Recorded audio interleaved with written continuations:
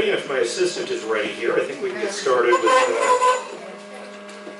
with tonight's talk. My phone's ringing there, but it's not going to get answered right at the moment. Whoever it is, they're going to have to wait. When you do what? I press the space You're going to press the space bar until I tell you to. Yeah. Okay. Yeah, it's over here. You have the phone's right on the front of the cart there. You need me to hold it's lined up though, right? See if it is. You can move it around if you need to. It is right now. Okay. I was hoping we'd have a slightly bigger group here tonight to have a little more fun being interactive, but we can still have some fun with this. Anybody have any idea what this random group of shady characters is all doing here at a Coin Club Talk? They're all like coins. They all have movies about them? I don't know. I don't think, no, at least a couple of them don't have movies about them. They're on currency? They're all on coins. They're all on coins, yes. That's the easy, simple part. We can buy that. They're all old people. Well, some of them weren't all that old. Oh yeah. They're all royalty. They're not all royalty. No. Well, they're not all dead because one is alive. Actually, no, I believe they are all dead. No, that's Queen Elizabeth. That's not Queen Elizabeth. Well, it is Queen Elizabeth, but it's not Elizabeth.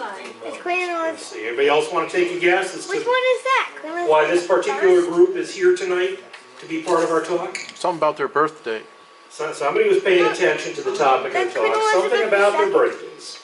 All in February? Not all in February, no. But it is indeed something about their birthdays. They're all in spring. No, not necessarily. Go ahead and hit the next page there, Eli. Oh, that's what you meant. Yep. So the title of my talk tonight, because I have this tendency to sign up for talks right around my birthday, which was Monday, just so that I can remember when I'm giving my talk from year to year. So the title of my talk tonight is You Say It's Your Birthday, which of course is a Beatles song. And which also refers to everybody that we saw and a few others that we'll see tonight, because I got to thinking who's had their birthdays commemorated on coins. And it's a surprisingly really random group of people, and not necessarily the ones that you would expect. Wait, but that was Queen Elizabeth II. No, it was not Queen Elizabeth II. Who was it? Let's see, we'll get there. We'll get there. All right, so anybody know, in terms of U.S. coinage, who was the first person to have their birthday commemorated on a United States coin? Lincoln. Lincoln. I was going to Correct. say Go ahead, that. hit it. Lincoln. Lincoln, hit it. Oh. There we go. All right, so 1909, good old Abe is turning 100. And the United States, for the first time, at least in terms of circulating coinage, breaks the precedent that says you don't put real people on your coinage. There had been a teensy little bit of commemorative coinage before this with the Lafayette dollar and the Isabella quarter and the Columbus half that had had real people on them. But circulating coinage never. It was always some sort of figural representation of liberty. But of course, Abe broke that in 1909 when his centennial was commemorated with the 1909 Lincoln cent. Number 2 is easy too. That came in 1932 because if you're going to do Lincoln, you got to do Washington. And so here we have the George Washington commemorative, because of course this was originally intended to be a circulating one-year commemorative type. That's the Laura Garden Fraser design, which was originally submitted and originally approved, in which a lot of people, myself included, thinks is head and shoulders, no pun intended, over the Flanagan design that was approved later on. But be that as it may, this was number 2 in 1932. So we have George Washington's bicentennial commemorated on a quarter, and of course this becomes much more than just a one-year type. After a one-year break in 1933, it comes back in 1934, and we're still carrying George around in our pockets even now. So the first 2 are easy. What about number 3? Who knows what number 3 is? Should I click it? Not yet. Steve? Is that a photo of your personal coin? No, none of these are my personal coins. Okay. These are all much better coins of mine that were found randomly somewhere out there on the like internet. that. Let's say Frank. Kind of that's a Brazilian nice in coin those there. notes. You can see the whole screen, but you're Wait, just got to pick up hit you. one. All right. It is not Franklin. It is not Franklin didn't get his birthday commemorated. I'm talking birthday specifically. The hillbilly guy picture. Whatever his name was. For the, I think it's 1995 gold $5 Washington commemorative. It was, that's correct. The Fraser design was later reused in '99 for the 200th anniversary of Washington's death for the gold $5, which I still didn't think really did justice to the design, but again, I may be biased. But who was the next person to have a... Daniel Boone, or Daniel Boone, very good. I wish I should have brought some candy to toss out here. I like the. As one that does design these things. better. Go ahead and get it, Eli. Also, I like the bottom design better because his hair is more in that style. All right, go ahead and hit it. Got it. So 1934, Oh, shoot. we have the bicentennial of Daniel Boone's birth. And so, in the midst of issuing all these miscellaneous $50 for miscellaneous things, we have the 200th anniversary of Daniel Boone's birth.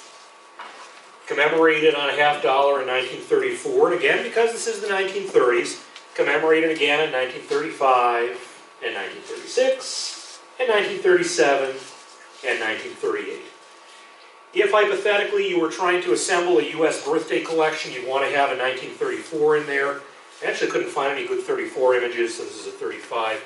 Also, we have no idea if this is really what a young Daniel Boone looked like because there are no pictures of a young Daniel Boone. And so this is an artist's interpretation of what perhaps he looked like around the time that he was maybe, I don't know, 20, 25, somewhere in there. It looks more like, I don't know. Oh, Okay. actually, yeah, you're right. So if Daniel Boone is the surprise number 3 in this group, who then becomes number 4 to have a birthday commemorated on a US coin? Anybody want to guess what comes next in this odd little series? Franklin? Not Franklin, Wait, oh, yeah, you're right. He was much Roosevelt? Victoria. not Roosevelt, Jefferson? not Jefferson, Martha Washington? No, not Franklin. not Martha Washington. Not anybody in the US. Yeah, no, there have been several more, but it took a while. It took nearly 50 years before we had another birthday commemorative. Eli, do you know? Franklin? Thomas Jefferson? Not Thomas Jefferson, Jason. Washington? Washington is correct, didn't he, Eli? Again? 1982, George turns 250.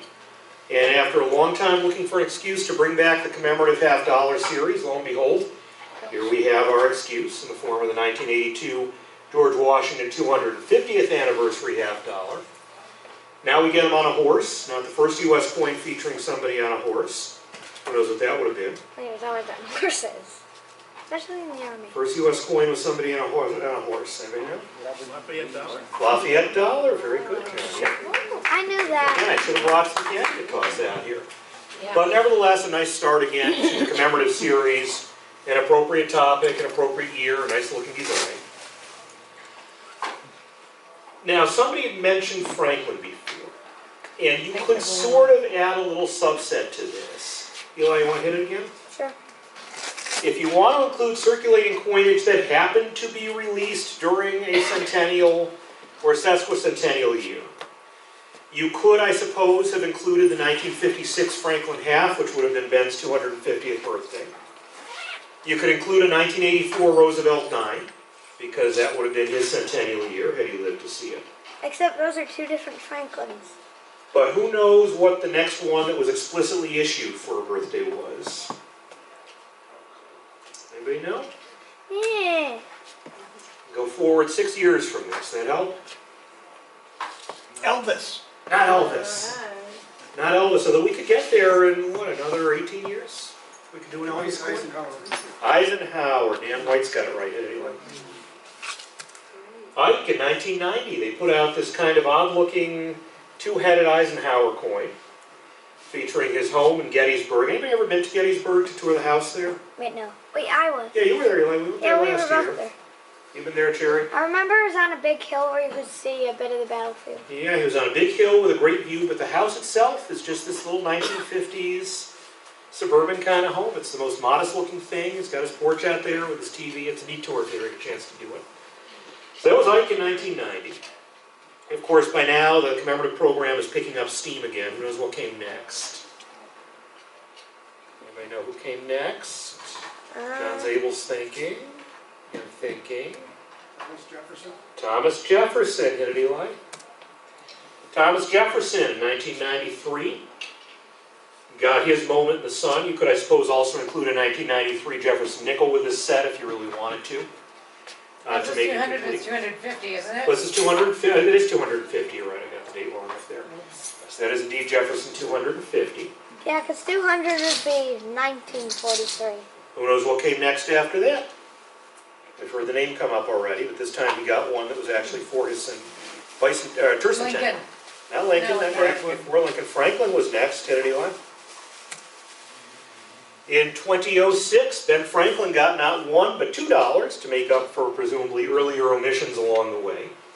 So we have the young Elvis and the old Elvis over here. Of course, we had his role as a politician, his role as a coin designer, his role as a scientist.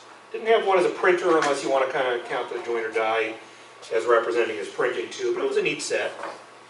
A nice representation of Ben. The next one that you could kind of include in the set, I'm not even going to ask because nobody's going to get it, but go ahead and hit Eli. Wait, Dad, What? what do you mean by Ben, turns, oh, 2 coins. Ben plus 300 times 2 coins. Yeah. Next.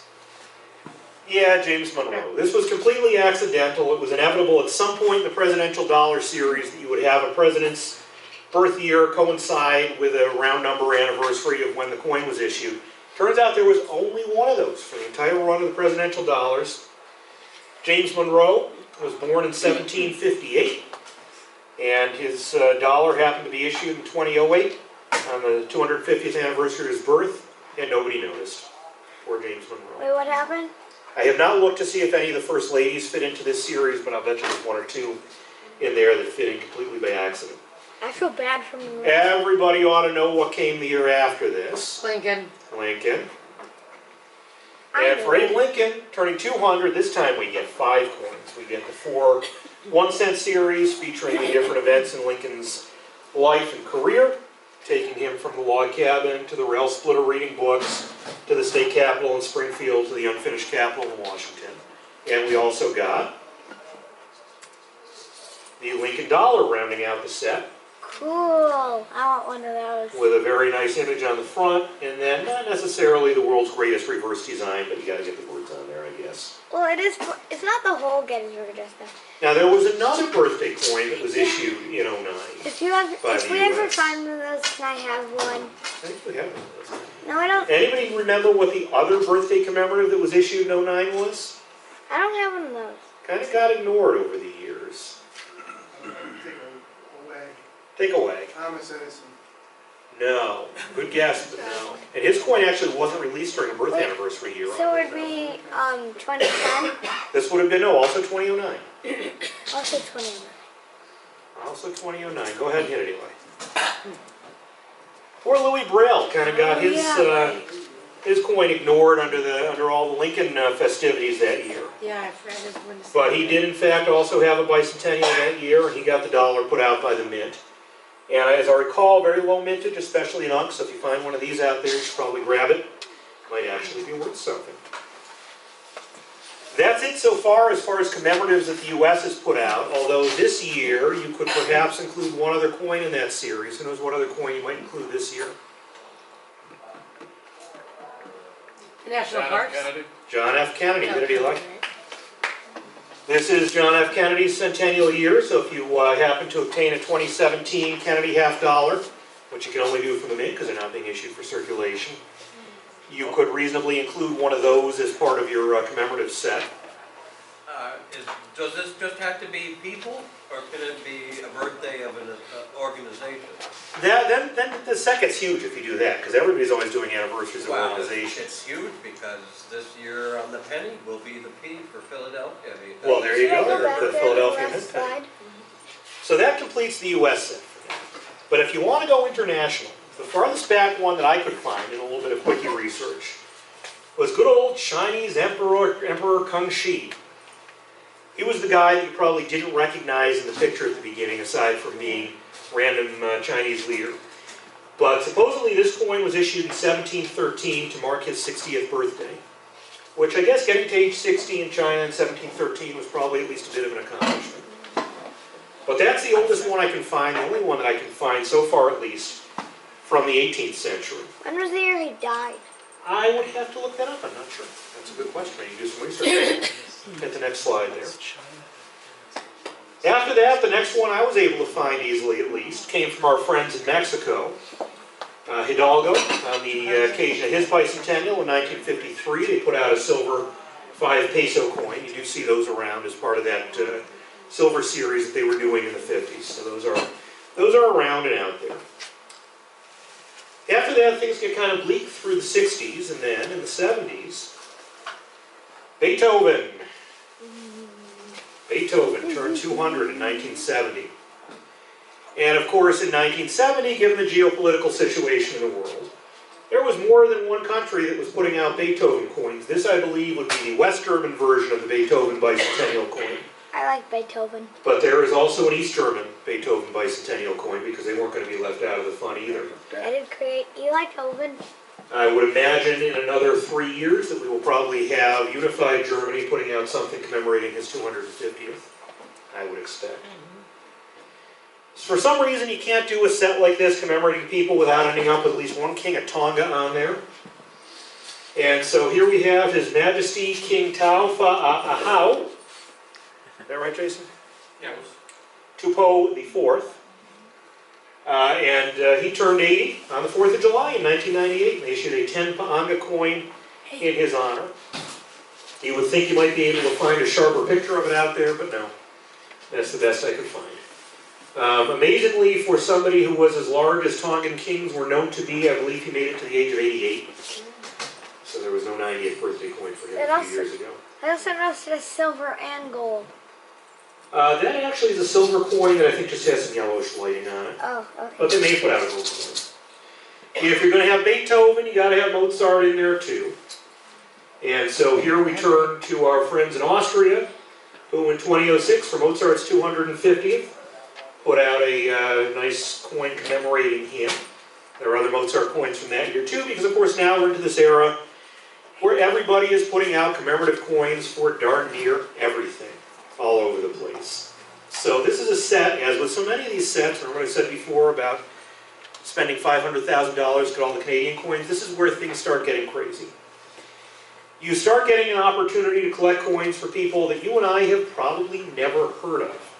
So for instance, there are probably not many people in the room, if you want to hit it, Eli, who have heard of Frank Rožman. But if you are Slovenian, you've heard of Frank Rožman because he was one of the resistance leaders during World War II. And his centennial was observed in 2011. And so this is now a popular format for these commemoratives, as Jason I'm sure could tell you. These €2 commemoratives, because each nation can put out its own €2 commemorative every year. And there are some interesting topics and people that they come up with. If you collect coins from San Marino, they've commemorated a whole bunch of artists and musicians on their coins in recent years. Italy has commemorated a whole bunch of their artists and leaders over the years.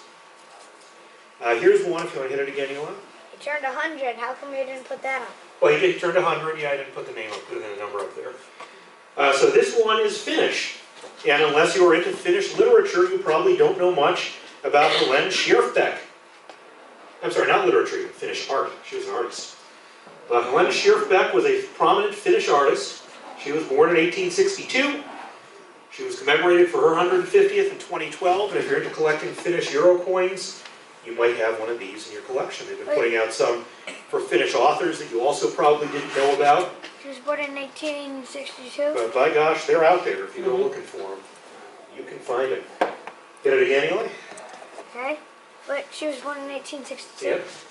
Italy was reaching very far back to find some of their prominent artists. So Boccaccio was born way back in 1316. Yow. 1313. He got commemorated in 2013 on an Italian €2. And this, of course, brings us to the most familiar people to be commemorated on coinage all over the world, and that would be the British royal family. So the Queen Mum, and it was the Queen Mum's picture that we were seeing here at the beginning, not her daughter, Queen Elizabeth II. When she turned 80 in 1980, it's convenient being born in 1900 because it makes it really easy to do math. When she turned 80 in 1980, she got a crown coin from England. And then lo and behold, she was still there 10 years later, and the Royal Mint put out another one for her 90th. And then she was still there 10 years later. And so in 2000, the Royal Mint put out yet another crown coin commemorating her centennial. And then they lost her a year later and put out even more coins. By the time you get to 1990 and 2000 especially, you find all the other British Commonwealth countries around the world getting in on the game. And so there are a whole ton of coins from other Commonwealth countries that also feature the Queen Mum on them at various times over the year. And yes, that very much includes Canada.